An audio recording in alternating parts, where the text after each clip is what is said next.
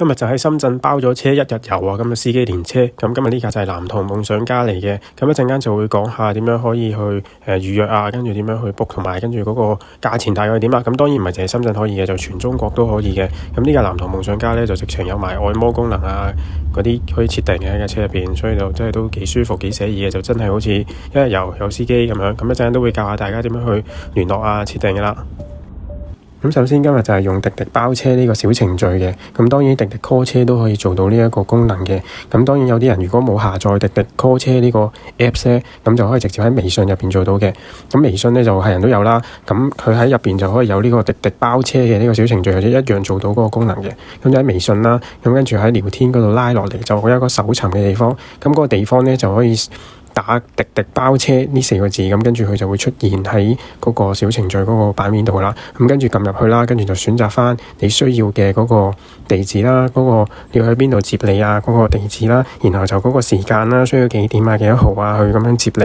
咁跟住揀好晒啦啲時間地址之後啦，跟住就提交，佢就會有一個價目表噶啦。咁個價目表入邊咧就有得選擇唔同嘅車型嘅。咁我今日呢個咧就係商務嘅獨座車嚟嘅，咁嗰啲兩廂車就會平好多嘅。咁我今日呢個7座嘅車呢，咁就大概埋單好似要580幾蚊，就包8個鐘頭，然後100公里就唔需要有任何額外費用噶啦，咁就全包噶啦。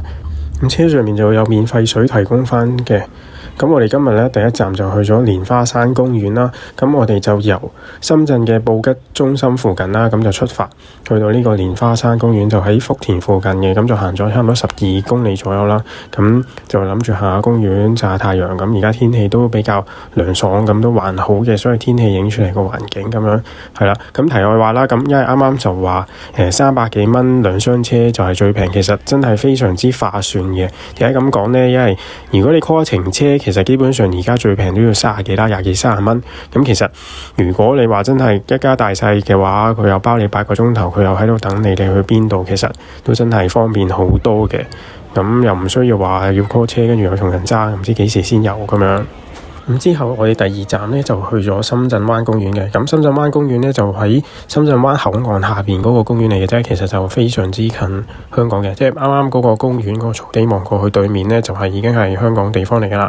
咁點解嚟呢度呢？咁其實都係純粹望下海邊啦咁嘅感覺啫。咁反正都有咁樣就周圍去行下啦。咁最後嗰站我哋就去咗中航成軍購物中心，就食晚飯之後就完咗一日嘅體驗旅程啦。咁最後都同大家講翻，如果提交咗包車之後呢，跟住佢就會分發一個司機嘅，咁之後佢就會打電話聯絡你，咁就大概幾點確認個時間，跟住個地點喺邊度等。之後呢，佢上車之後就會再問你嗰日嘅行程大概去邊度，跟住完咗嗰度嘅行程之後呢，佢又會問你大概嘅時間，跟住就打電話佢就去接你咁樣噶啦，係啦，咁就嗰個就係全包價錢嚟㗎啦，即係平台嗰個，即係可能328蚊最低價，咁而我哋最貴嗰個商務車呢，就係680左右啦，咁就已經全包晒㗎啦，咁希望大家旅途愉快啦〜